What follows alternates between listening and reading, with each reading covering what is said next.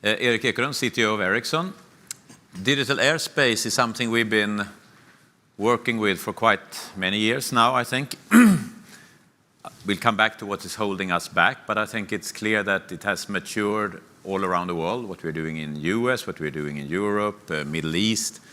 There is a lot of excitement, partly because it can solve real problems in the civilian space, in the mission-critical space, and of course in the defense space, as Chris. With very small changes can actually serve big needs. Sensing, of course, collecting data, but also goods transport, and then of course beyond that with people transport. So we're very excited. We see it as a business opportunity for the whole industry. In fact, it's one of those capabilities that go beyond connectivity when we think about 5G as this innovation platform, the mobile platform that extends beyond transporting bits. And I think made earlier, and it's so important, it's that there are a lot of these capabilities that are beyond the connectivity. It starts with connectivity, but it goes into 3D positioning, which we are showing. It goes into advanced population density knowledge. I think some of those search and rescue areas, they could be so enhanced when you know how many are in the area. Again, a lot has happened.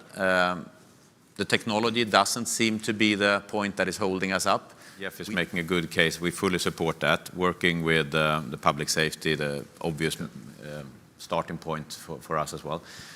Maybe we need a little bit of competition between countries here, something that makes it glaringly obvious that this is something that every country will need to safeguard, and public safety obviously. Technology there needs to have an ecosystem. We will add things, as you said, Christian, making it even better to use a mobile network for communication, for positioning, for sensing. All of those things are really on the roadmap. So now it's for countries to step up and see kind of who is going to be left behind and who is going to be at the forefront here, because this is... In the form of mobility is driverless, automated vehicles, logistics, and automated drones. So what we're seeing is just the first inklings of this new platform, these three internets in one.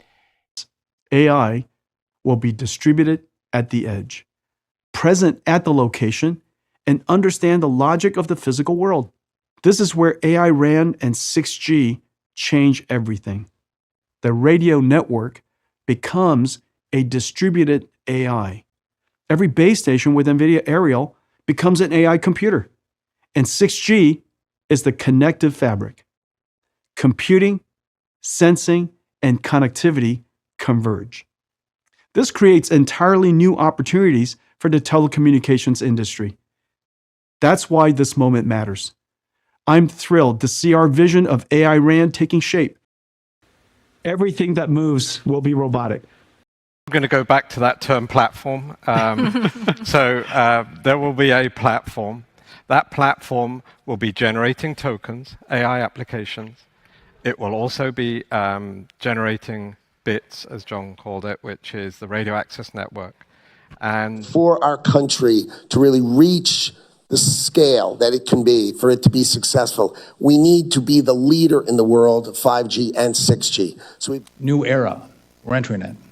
From eVTOLs, drones, autonomous vehicles, to space travel, we're in a global race to out-innovate and out-compete the rest of the world.